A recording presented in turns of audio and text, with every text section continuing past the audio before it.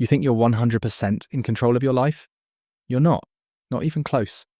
You're being run not by people, but by invisible patterns, the habits that hijack your mornings, your moods, your motivation. They decide when you reach for your phone, when you snap at someone, and when you quietly sabotage the life you say you want. So in this video, I'm exposing 7 habits you think are harmless, but they're quietly controlling your life, and I'll show you how to destroy them before they destroy your future. 1. The phone reflex. Do you really think you choose when to check your phone? You don't. You don't pause and ask yourself, should I? You just grab your phone. In line, in bed, or mid-conversation. That's not choice, that's programming. Your phone has trained you better than you've ever trained yourself. Here's how it works. The screen lights up, that's the cue. You feel a pull, that's the craving. Your hand moves, that's the reflex. Then comes the dopamine hit, the tiny reward that seals the loop. And every time it runs, your brain rewires deeper into addiction. Your phone runs on the same psychology as a casino, and that pull to refresh motion, it mimics a slot machine lever. Sometimes you win, a like or a message. Most of the time, nothing. But that's the trick. Unpredictable rewards are the most addictive kind. It's why gamblers can't leave the table, and why you can't stop scrolling, even when you're bored or out of time. What it does for you, it makes silence becomes unbearable. Stillness feels like failure. And your nervous system, it's screaming, where's the hit? Look around people on a bus or at a dinner table. Almost no one can sit through a moment without reaching for their phone. Not because something urgent is happening, but because their brain can't stand the quiet. The research by Gloria Mark from UC Irvine found that our attention span dropped from 2.5 minutes in 2004 to just 47 seconds today. 47 seconds. Think about that. Before your mind even settles into a task, it's already hunting for the next hit of novelty. You are mid-conversation and wait for the moment there's a pause. That's not focus. That's fragmentation. And when your mind lives in fragments, you lose your edge. You can't go deep. You can't even enjoy quiet. So how you can break it? Anchor your mornings before the scroll. Don't let your first thought be a notification. Put your phone in another room and give yourself something to reach for. A notebook? A glass of water? And then ask yourself what actually matters today. Every time you break that reflex, you take back a piece of your mind. Your phone isn't just a tool, it's a training system. And if you don't train it, it will train you to live distracted, fragmented, and weak. 2. Mindless eating. Most of the time you don't eat because your body needs fuel. You eat because your environment told you to. Maybe it's stress after work, boredom between tasks, or the flicker of a screen. These cues bypass your logical brain before you even realize it. You don't pause and ask, am I actually hungry? You just grab something to eat because your brain runs on habits. It builds shortcuts, loops, and triggers. Just think of your daily habits. You come back home walking past that fast food restaurant. You go grab food. It feels automatic because it is.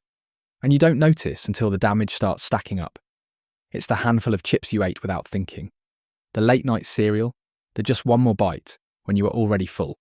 None of it feels like much until it adds up in weight, in energy crashes, and in self-resentment. That sinking thought, why did I eat that? I wasn't even hungry. Brian Wansink's research proves it. We eat more when we're distracted and we don't even realize it. You can finish a whole meal and your brain still thinks you're not done. So your hand keeps moving even when your body's screaming, enough.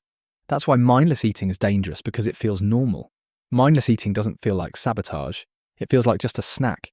But over weeks and years, it reshapes your body, drains your energy, and trains your brain to obey impulse over intention. So how do you break it? You fix it with awareness, eat without distraction. No scrolling, just you, your food, and the moment. If you're eating, just eat. Pause for 5 seconds before you start. Ask yourself, am I truly hungry or just triggered? That one question snaps the reflex and puts you back in charge. Give your brain time to catch up. Chew slowly and taste. Because your brain takes 20 minutes to register it's full, but autopilot never gives it that chance. 3. The default effect. Most people don't make choices, they just accept what's handed to them. It's that settings on your laptop that you don't change. The notifications that ping before you even ask. You didn't design those, they came preset. And unless you change them, you'll live inside them like they're yours. That's the default effect, your brain's tendency to choose the easiest option just because it's there. It feels harmless, but it's not. It's passive. My new laptop came with a news widget in the corner. I didn't ask for it, but I let it stay. Weeks later, I realised I'd been marinating in fear and negativity without ever choosing it. That's the default effect in action.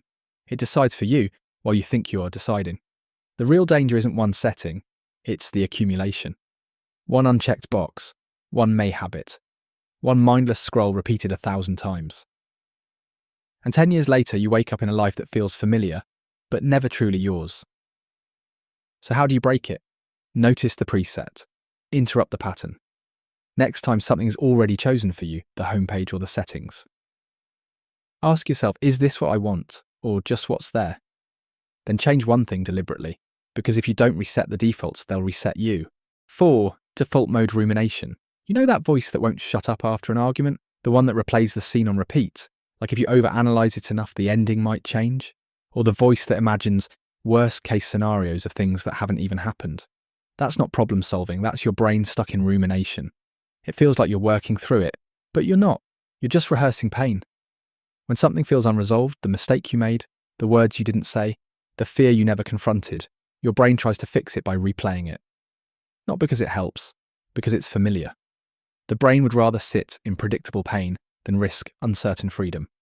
Familiar misery feels safer than unfamiliar growth. That's the default mode network hijacking you. It drags you into past regrets and future fears. The thing you should have said, the thing you wish you didn't do, the what if that never happened. It tricks you into thinking you're preparing, but really you're bleeding energy into things you can't control. So how do you break the loop? You interrupt the pattern. The moment you notice the spiral, don't think your way out, move your way out. Stand up. Breathe slowly for 60 seconds.